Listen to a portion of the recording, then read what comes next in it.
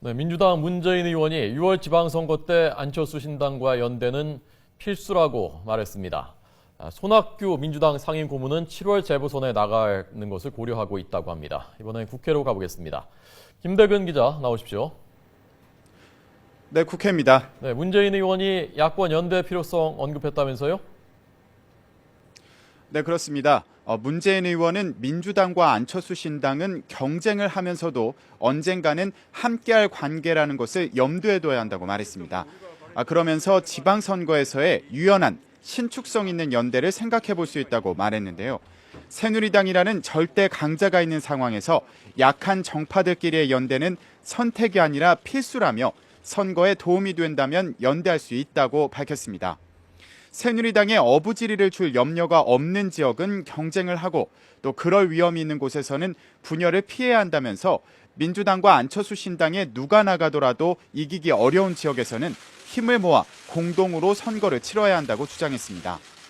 또 서울시장의 경우 표의 몇 %만 잠식이 돼도 현실적으로 박원순 시장의 당선이 어려워진다면서 안철수 의원 측이 서울시장 후보를 내서 야권을 분열시키지는 않을 것으로 본다고 말했습니다. 특히 박원순 시장은 민주당과 안철수 의원이 힘을 모아 당선시킨 시장이라며 박 시장의 재선을 위해 함께 노력하는 것이 양당의 도리라고 강조했습니다.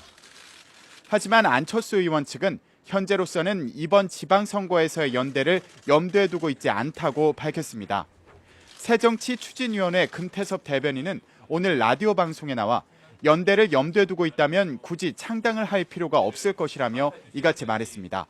자신들이 박원순 시장을 떨어뜨리기 위해 서울시장 후보를 내려고 하는 것 아니냐는 의혹이 있다는 질문에 대해서는 특정인을 떨어뜨리기 위해 후보를 낼 생각은 없고 그런 식으로 해서는 성공하기 어렵다고 본다고 밝혔습니다. 네. 자, 손학규 상임고문은 7월 재보선 출마 검토하고 있다면서요? 네, 그렇습니다. 손학규 고문 측 핵심 관계자는 올 연말에 있을 야권 재구성에 손 고문이 도움이 된다면 수원을 재보선에 출마할 것을 검토하고 있다고 밝혔습니다. 오는 7월 재보선은 10여 곳에서 선거가 치러지는 미니 총선급으로 판이 커질 것이라는 전망이 나오고 있는 가운데 손 고문의 최측근이 기자들과 만나서 한 말인데요. 이 발언은 안철수 신당이 지방선거와 재보선에서 잇따라 바람을 일으킬 경우 야권이 재구성될 것이라는 전제를 바탕으로 나온 것이라 주목됩니다.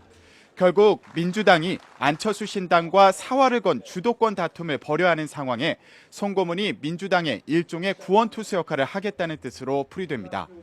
앞서 손 고문은 지난해 10월 재보선 당시 당으로부터 경기 화성갑 출마를 요청받았지만 대선 패배에 책임이 있는 사람으로서 자숙할 때라며 불출마 입장을 고수했는데요.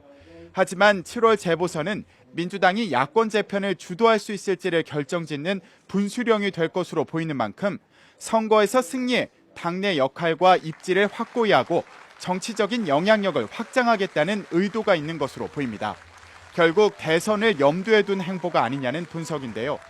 야권의 대표적인 잠룡으로 꼽히는 손 고문이 재보선을 통해 원내에 재입성할 경우 민주당 내의 역학구도 또한 상당한 영향을 받을 것으로 보입니다. 지금까지 국회에서 YTN 김대근입니다.